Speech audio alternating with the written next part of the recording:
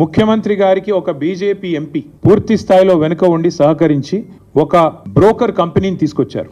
ఆ కంపెనీ పేరు trust investment advisors private limited అనే పేరుకు మర్చెంట్ బ్యాంకర్, బట్ చేసేది బ్రోకరేజ్.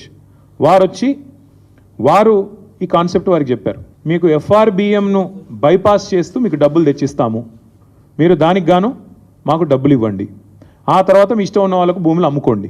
ఇది ఓవరాల్గా స్కీమ్. దీనిలో అన్ని నిబంధనలు మొత్తం అన్ని చట్టాలు నిబంధనలు సుప్రీంకోర్టు తీర్పులు అన్నిటినీ తుంగలో దొక్కారు. ఆర్బీఐ గైడ్ లైన్స్ను కూడా తుంగలో దొక్కారు. ఎట్లా? I will explain to you.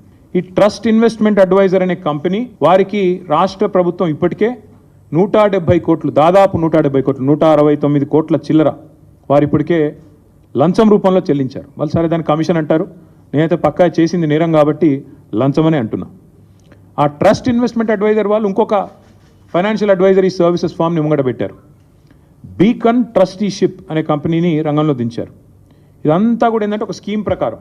ఇక్కడ ఇంపార్టెంట్ పాయింట్, పేరుకు పోయిన సంవత్సరమే రాష్ట్ర ప్రభుత్వం మాకు సుప్రీంకోర్టు తీర్పు రాగానే ఈ భూమిని మేము 75 కోట్లు పర్ ఎకరం మేము టీజీఐఏసీకి బదలాయిస్తున్నామని చెప్పి ఒక జీవో ఇచ్చింది. కానీ జీవో మాత్రమే ఇచ్చింది తప్ప ఆ ల్యాండ్ను ఏలియనేషన్ చేయలేదు, సేల్ డీడ్ చేయలేదు, మ్యూటేషన్ కూడా కాలేదు.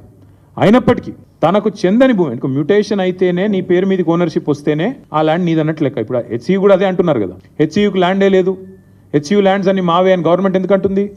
ఎందుకంటే మ్యూటేషన్ కాలేదు కాబట్టి ఇంకా రికార్డ్స్ ప్రకారం నాదే ప్రభుత్వ భూమి అని ఈరోజు కూడా ప్రభుత్వం అదే వాదన చేస్తూ ఉంది. ఇవాళ ఇక్కడ కూడా అక్షరాల అదే జరిగింది. జనరల్గా ఇప్పుడు ఉదాహరణకి మీరు ఎవరైనా సరే వ్యక్తిగతంగా మనం ఒక ప్రాపర్టీ, మనకు ఒక ఇల్లు ఫ్లాట్ ఉందనుకోండి, లేదా ఒక ప్లాట్ ఉందనుకోండి, దాని మీద లోన్ తీసుకోవాలనుకుంటున్నారు తనఖా పెట్టి. జనరల్గా ప్రాసెస్ ఏముంటుంది?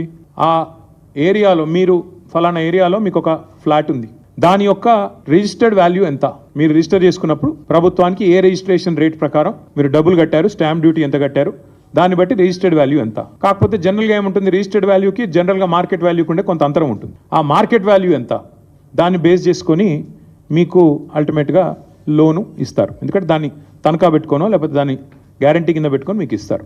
ఇక్కడ ఏం జరిగింది ఈ విషయంలో?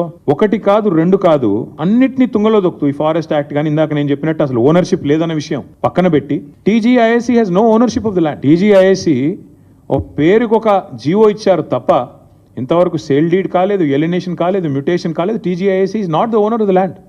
కానీ ఆ ల్యాండ్ను టీజీఐఏసీ, ఇక్కడ నేను ఊరికనేది మాట్లాడట్లేదు, this is the stamps and registrations department statement of encumbrance.